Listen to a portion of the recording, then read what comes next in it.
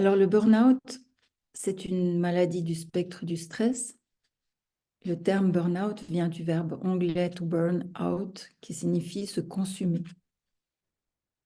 Donc, les effets du stress qui durent trop longtemps ont été bien étudiés dans le monde professionnel. Et puis, rapidement, on a constaté que le problème n'était pas les stresseurs en soi, mais l'absence de ressources pour faire face aux stresseurs.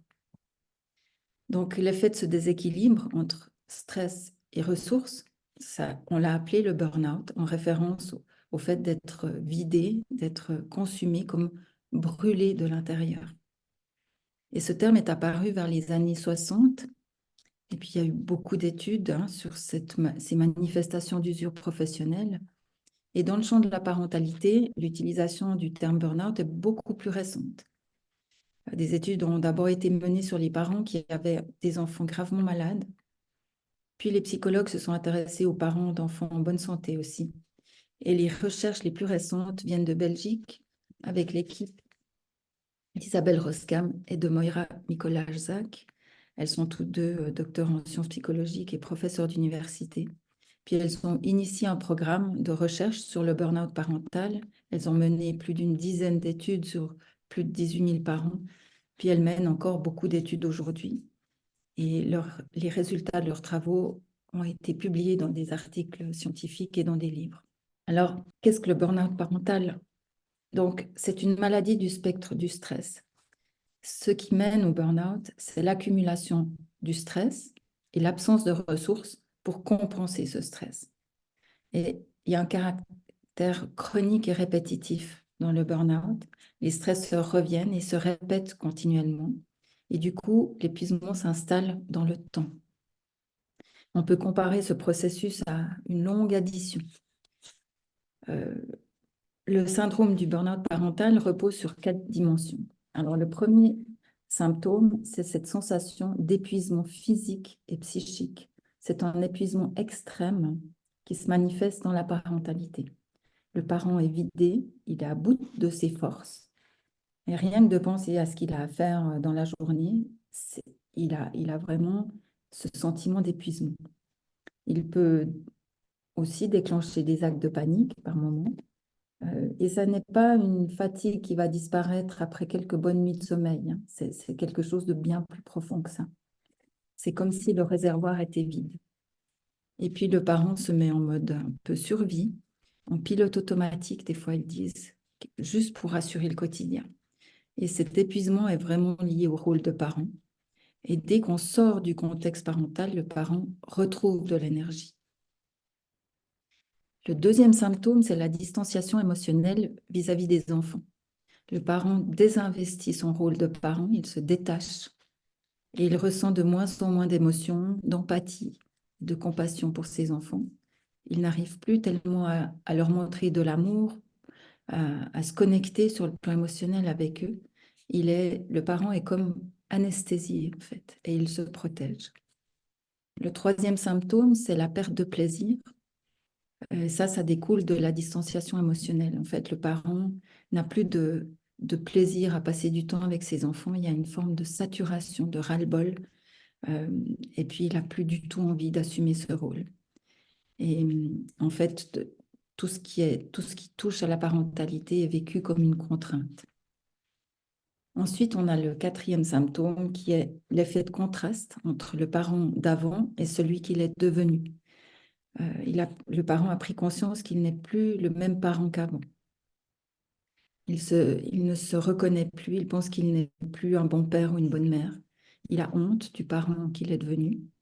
Et puis, ce phénomène de contraste entre un avant et un après est très important parce qu'un parent qui a toujours été fatigué depuis la naissance de l'enfant ne sera pas considéré en burn-out. Ce sera peut-être une autre problématique. Il y a vraiment un effet de contraste à considérer.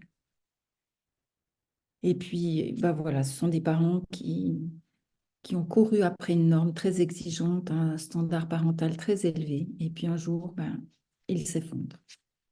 Alors, Stéphanie Alnou, c'est une maman qui a vécu l'épuisement et puis qui a décidé qui en est sortie, puis qui a décidé d'écrire un livre sur cet épisode de vie qu'elle a vécu. Et je vais juste vous lire un petit passage de son livre. Elle dit, petit à petit, je perds toute envie de parler, de bouger, de m'occuper de mon mari, de mes enfants, de ma maison. Le plus difficile, c'est de commencer la journée. Je me réveille en proie à l'angoisse. Je n'ai pas la force d'y aller. Je ne veux plus de ces contraintes horaires, de ce bruit, de ces affrontements, de ces gestes 100 fois réitérés. Je ne veux même plus voir mes enfants. Je ne veux plus rien donner, ni temps, ni mots. Je veux être seule dans le silence. Alors, le burn-out ne se déclenche pas d'un coup. C'est une usure qui s'installe petit à petit. C'est un processus qui n'est pas linéaire. Il y a des hauts et des bas. Il y a des oscillations entre je vais mieux, je vais moins bien, je vais mieux, je vais moins bien. Et puis, ces oscillations, c'est comme des vagues qui chahutent. Et puis, au début, on trouve donc une tendance au surinvestissement. La maman veut être la meilleure maman du monde pour ses enfants. Ce sont souvent des parents qui ont un grand sens du devoir, qui sont scrupuleux, qui sont exigeants par rapport à eux-mêmes. Ils veulent satisfaire tout le monde. Ils pensent qu'ils peuvent faire encore mieux et culpabilisent de ne jamais en faire assez. Mais finalement, avec l'accumulation des tâches, ce surinvestissement devient de plus en plus lourd. Et ce sont des parents qui ont des difficultés à demander de l'aide ou à déléguer certaines tâches. C'est aussi difficile pour eux de prioriser les tâches parce qu'ils veulent tout faire. Avoir des tâches en attente, c'est un effet de stress pour eux. Après, il y a le sentiment d'ambivalence qui s'installe. Parce que d'un côté, le parent a envie de bien faire et de l'autre, il se sent seul et de plus en plus dépassé. Progressivement, la frustration s'installe. Elle est générée par toutes sortes de choses à faire, parce qu'il y a aussi des imprévus qui viennent tout chambouler. C'est le moment où la quantité des tâches à accomplir devient complètement ingérable. Et puis, le parent a l'impression qu'il n'arrivera plus à s'en sortir, en fait. Et puis, cette accumulation de frustration, c'est une étape qui signe l'entrée dans le burn-out, parce qu'il y a l'épuisement qui s'installe. Tout devient trop. C'est un moment de prise de conscience, le moment où l'entourage constate aussi que le parent ne va plus bien. Et puis, cette fatigue devient paralysante. Le parent ne supporte plus les disputes, le bruit, les cris, les demandes. Il devient irritable. Il perd le contrôle aussi de ses émotions. Et puis, il peut être pris dans des colères importantes et il n'a plus de patience pour ses enfants. Et on en arrive à cette distanciation émotionnelle où le parent a envie de fuir, de disparaître, sans laisser d'adresse, de quitter ce rôle de parent. Il a juste envie qu'on l'oublie, de prendre congé. Et là, le parent est vraiment en grande souffrance. Et puis, il est dans une cascade émotionnelle importante. Et puis, il en arrive à un tel stade qu'il se dévalorise, qu'il a le sentiment de ne plus être compétent. Il ne voit plus que les échecs. Il se compare aux autres parents, puis il les idéalise. Et puis ça a pour effet d'augmenter son sentiment d'incompétence. Et finalement, le parent se sent coupable. Il se rend compte que ses enfants souffrent aussi de la situation. Il est dans une forme de spirale de l'échec et puis il s'enlise. Et il a envie de fuir parce qu'il ne supporte plus les enfants, mais aussi parce qu'il ne se supporte plus lui en tant que parent. Et il se trouve souvent monstrueux de rejeter ses enfants. Et il y a souvent une situation qui marque l'effondrement, qui déclenche une prise de conscience que rien ne va plus. Et il y a eu une émission sur France 2 il y a plusieurs années. Et je vais vous mettre juste une petite séquence d'une maman qui témoigne. Cette maman dont le mari était souvent absent pour son travail et puis elle avait 2 enfants en bas âge. Et elle explique ce moment de bascule à un moment donné. Vous vous souvenez de ce jour où vous avez vraiment craqué? Ouais, je me revois en train de faire la cuisine. Et puis, ma fille qui vient puis qui me dit: «Non, maman, j'aime pas ça, je veux pas manger ça, ça, j'aime pas». Mon fils, forcément, qui avait mal, qui pleurait, qui hurlait, qui était dans mes bras. Et je me revois clairement le poser. éteindre la casserole et m'asseoir par terre et me mettre les mains sur la tête, sur les oreilles et dire oh, taisez-vous, taisez-vous, taisez-vous, j'en peux plus, arrêtez, taisez-vous. Et je les couche. Et là, je vais dans la salle de bain, je m'assois et je commence à avoir une idée noire, quoi. Vous dites que la seule façon que ça s'arrête, c'est d'arrêter, quoi, tout arrêter.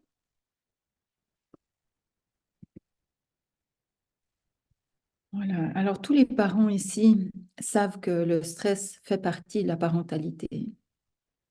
On parle de stress ordinaire parce que ça fait partie de la vie de toutes les familles, hein. Le stress survient dès la grossesse et ce stress va devenir chronique, hein, avec la naissance, les mois qui suivent. Le stress est lié à la garde des enfants. Il faut trouver une garde quand ils sont malades. Le sommeil qui est parfois chaotique, des maladies, il faut vite aller chez le pédiatre. La gestion des colères, l'opposition, la désobéissance. Il y a aussi après les disputes entre frères et sœurs, il y a les devoirs qui sont une grosse charge aussi, les déplacements pour les activités, le désordre, enfin toutes ces choses-là qui font partie du quotidien des familles que vous connaissez parfaitement, ce sont des stresseurs, mais des stresseurs ordinaires, on va dire. Et puis, il y a des stresseurs qui sont plus spécifiques, qui sont liés à des événements, des situations imprévues. Ça peut être un handicap, ça peut être une maladie chronique, ça peut être un deuil, des difficultés scolaires, des troubles du comportement, de la violence, etc. Donc, la meilleure façon de représenter comment on en arrive à un burn-out, c'est d'imaginer une balance. D'un côté, il y a tous les facteurs d'épanouissement et de l'autre, les facteurs de stress. Les facteurs d'épanouissement sont en paire. On va voir un peu plus précisément ce que ça représente, mais c'est tout ce qui facilite le rôle de parent. Donc, ce sont des facteurs de protection. Les stresseurs et les facteurs de risque sont en rouge et c'est tout ce qui rend le rôle de parent difficile. Alors, pour la majorité des parents, les stresseurs du quotidien sont largement compensés par tous les événements qui engendrent des émotions positives. C'est les moments de qualité, les rires, l'humour, la fierté, le partage, les vacances, des réussites, des choses comme ça. La parentalité est donc épanouissante pour la majorité des parents, pour un peu plus de 90% des parents. Mais que se passe-t-il lorsque le rapport s'inverse, lorsque le vécu de la parentalité devient difficile? Eh bien, lorsque la balance s'inverse, les facteurs de stress pèsent plus lourd que les facteurs d'épanouissement. Et lorsque le stress devient chronique et envahissant, eh bien, l'aventure de la parentalité peut tourner au cauchemar. Et c'est ce qu'on appelle l'épuisement, le burn-out parental. Alors, les parents sont aussi touchés, les papas, pardon, sont aussi touchés par le burn-out parental. Ce phénomène est un petit peu moins fréquent chez les pères que chez les mères. On dit un père pour 3 mères en burn-out, parce que les femmes aujourd'hui portent encore le 70% des charges, en gros, hein, le 70% des charges liées à l'éducation et aux tâches domestiques. Elles sont donc plus exposées à ce qui va générer le stress. Donc, pour mieux comprendre ce qui constitue cette balance parentale, les chercheuses de Belgique ont disposé les stresseurs, les ressources en 5 familles différentes. Alors d'abord, on a les facteurs sociodémographiques. Donc ça, ce sont l'âge des enfants, des parents aussi, le nombre d'enfants dans la famille, la surface du logement, les revenus, le niveau d'éducation, ce genre de choses. Ensuite, on a les facteurs situationnels. Ça, c'est tout ce qui peut arriver qui n'était pas forcément prévu. Un trouble d'apprentissage, un trouble neurodéveloppemental, un enfant en situation de handicap, une maladie chronique, une naissance prématurée, des troubles du sommeil, un accident, un décès, etc. Sur ces 2 facteurs, on ne peut pas agir beaucoup pour l'accompagnement des parents parce qu'on ne peut pas offrir un appartement plus grand, on ne peut pas guérir un enfant qui a une maladie chronique, etc. Mais vous allez voir que les facteurs suivants sont des facteurs plus malléables et sur lesquels on peut travailler quand il y a de l'épuisement. Donc, ce sont d'abord les facteurs personnels. Ça, ce sont toutes nos caractéristiques, notre personnalité, nos compétences émotionnelles, Si on est plutôt perfectionniste, ben, on va augmenter notre stress parce qu'on ne laisse rien tomber. Donc, on peut se fabriquer une vie très stressante si on a des objectifs très élevés. Mais ça, c'est des choses sur lesquelles on peut travailler pour essayer de faire baisser un peu ces idéaux. Ensuite, on a les facteurs liés à la relation avec l'enfant ou les enfants. Donc ça, c'est la manière dont on va interagir avec nos enfants. Si on est inconsistant en tant que parent, ben, ça va être certainement plus stressant. Un parent qui va instaurer un cadre plus clair, plus délimité, où l'enfant sait qu'un non est un non, eh bien, ça va être facilitateur.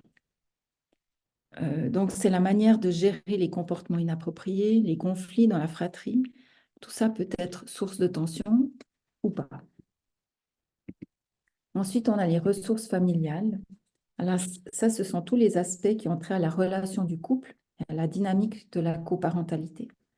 Donc, c'est comment on s'ajuste entre père et mère, comment le couple constitue une équipe, comment les tâches sont réparties, est-ce que le couple partage des valeurs éducatives, est-ce que les parents arrivent à se mettre d'accord, est-ce que l'un sape l'autorité de l'autre ou pas, est-ce que chacun des parents se valorise, et puis il y a aussi tout le soutien de la famille élargie.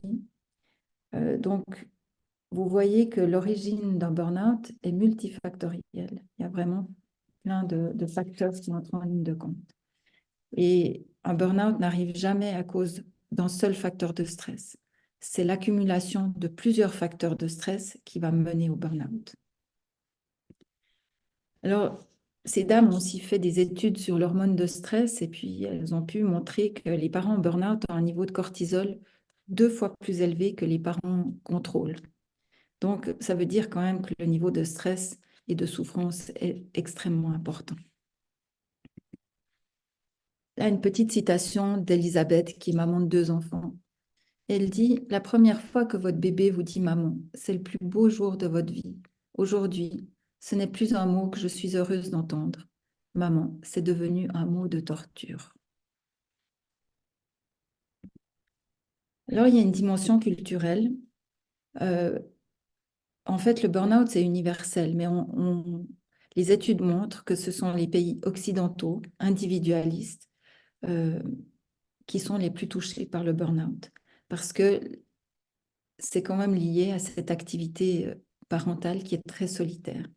On a perdu la dimension collective, donc chercher de l'aide est un aveu de faiblesse.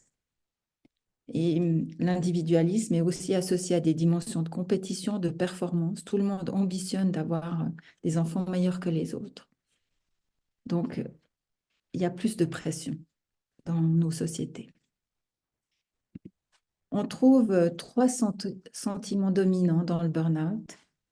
Le sentiment de honte, tout d'abord, qui est en lien avec un sentiment d'échec, et cette image négative de qui on est en tant que parent.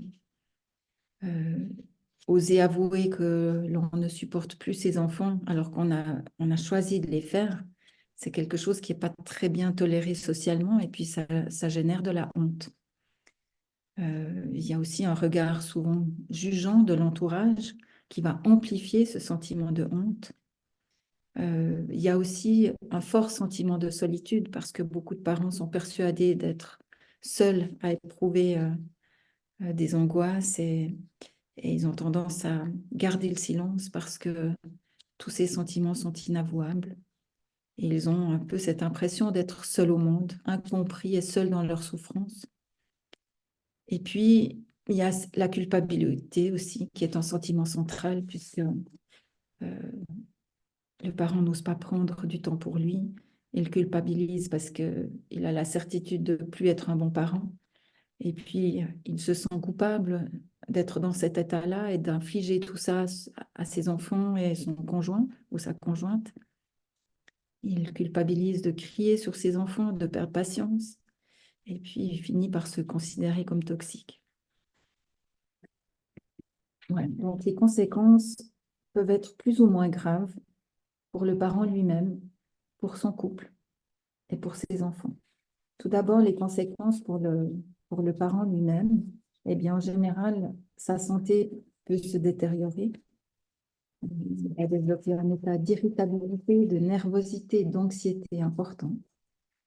Il va souvent avoir des troubles du sommeil qui va entretenir cette fatigue physique et psychique.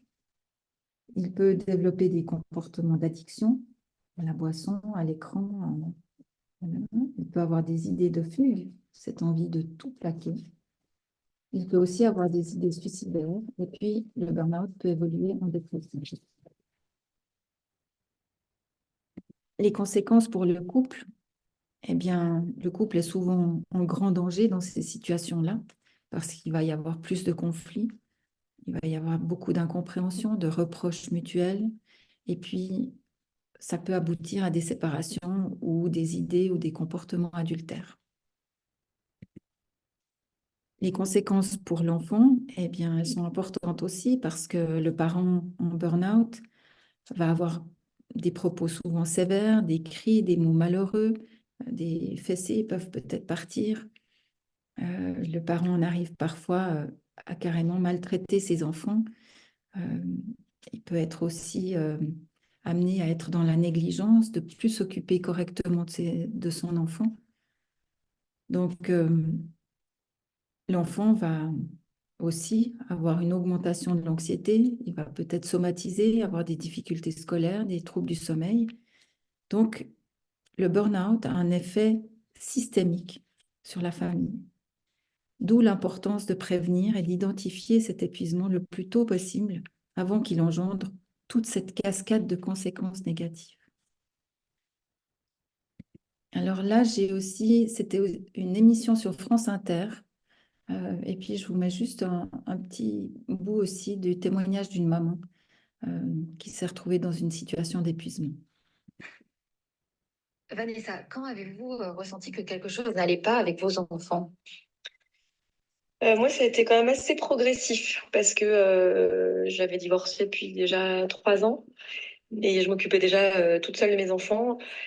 J'avais changé de boulot il y avait pas très longtemps et vraiment, il était très, très, très prenant. Je stressais vachement et c'est vrai que je me rendais compte qu'à la maison, j'arrivais plus à gérer. En fait, j'étais dépassée. J'ai tenu le choc autant que je pouvais et puis il y a eu un moment, ouais, j'ai eu une colère vraiment en moi qui a commencé de monter, qui s'est répercutée sur mes enfants à travers des cris et je pense une violence verbale. Je ne supportais plus rien. Oh, là c'est le bordel, pas ça, de l'autre côté. Ouais, non, je supportais plus rien du tout. Et puis j'étais épuisée et ouais, j'étais irritable en permanence et je ne supportais plus mes enfants. Et c'est vrai qu'au bout d'un moment, c'est épuisant quand on rentre à 19h le soir qu'il faut leur donner la douche, préparer à manger, les mettre au lit, en ayant fait les devoirs, en essayant de les mettre au lit le moins tard possible. C'est-à-dire, pour moi, la dernière limite, c'était 20h30, 21h. C'était un stress, mais horrible. Et la moindre goutte d'eau, le moindre grain de sable dans la machine faisait dérailler le truc. Et je pense que j'étais tout le temps, tout le temps, tout le temps stressée. Et il y a eu des moments de tension qui vous ont fait dire il y a quelque chose qui n'est pas normal, quelque chose qui m'échappe. Ouais, en fait, on avait eu une dispute avec Lily Marie. Alors, je saurais même plus dire pourquoi c'était, parce que je pense que ça devait pas être si important que ça. Mais je me souviens que moi, à ce moment-là, ça m'a mis dans un état de rage et de colère. Et je m'en suis prise à elle et je n'arrivais plus à me calmer. Et plus elle pleurait, et plus elle hurlait, et plus j'avais envie de m'en prendre à elle. Moi, ça me déchirait le cœur, mais j'étais dans l'incapacité totale d'aller la voir à ce moment-là. Je me suis enfermée dans ma chambre aussi et j'avais juste besoin qu'on me dise t'inquiète, j'y vais, ça va aller. Et je me suis dit putain, mais c'est pas possible là, je suis toute seule face à mes problèmes avec mes enfants. Je ne sais plus quoi faire. J'ai envie que d'une chose, c'est de l'éclater. Ça fait pas partie de mes valeurs, je leur ai jamais levé la main dessus, je vais pas pouvoir. Mais juste, j'ai envie de l'éclater. Et cette violence que j'avais en moi, je me suis dit, elle est vraiment pas normale.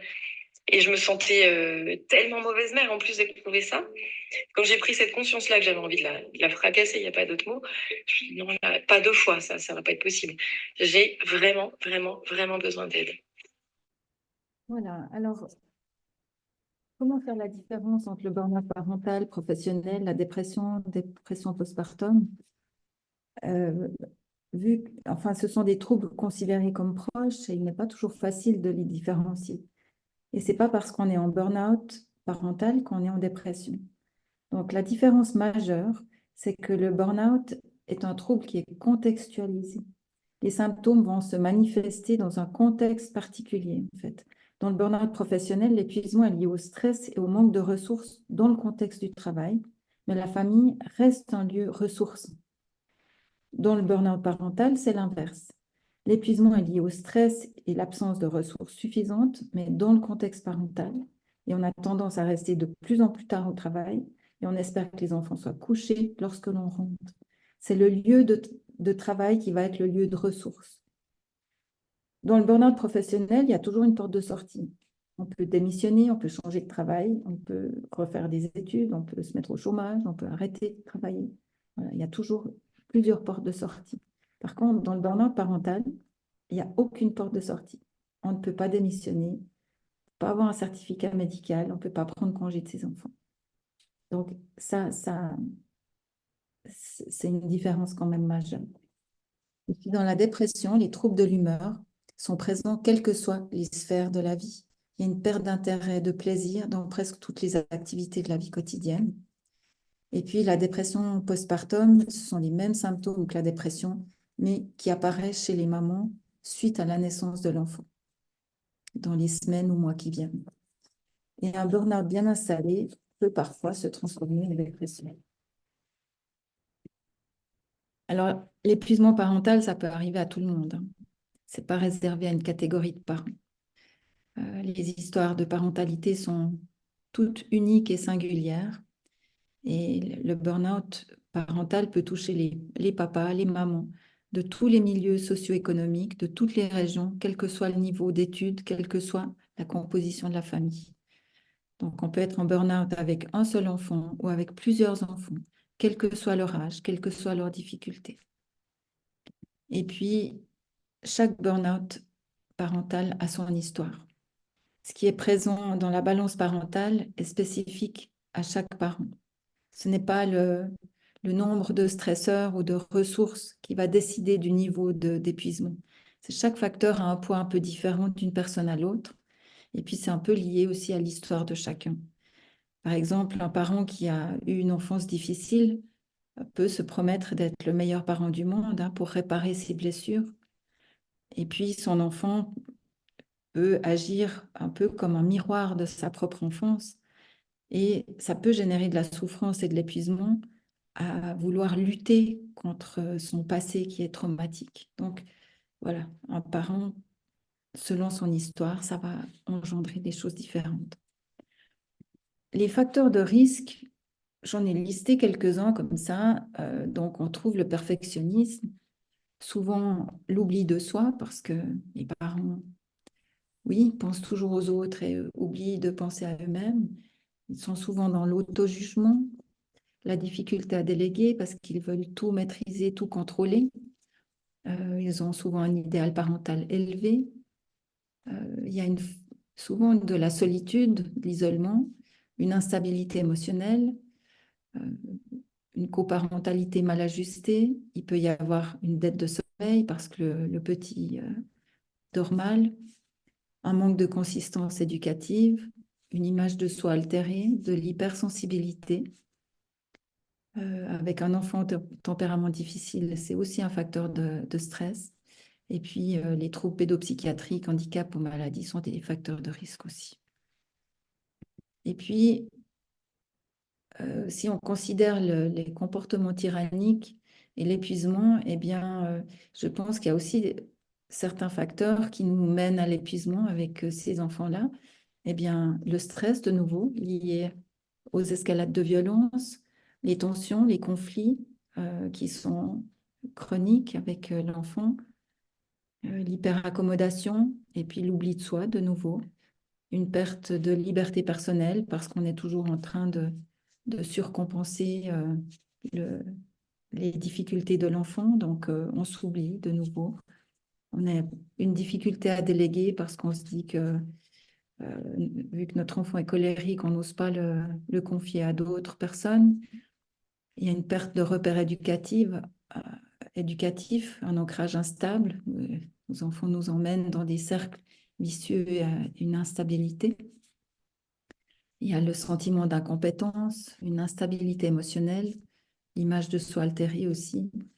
manque de reconnaissance et un sentiment d'être jugé, de mal faire son travail de parent. Et puis, il y a l'isolement et de la solitude. Donc, il y a beaucoup de points qui se ressemblent en fait dans ces facteurs de risque.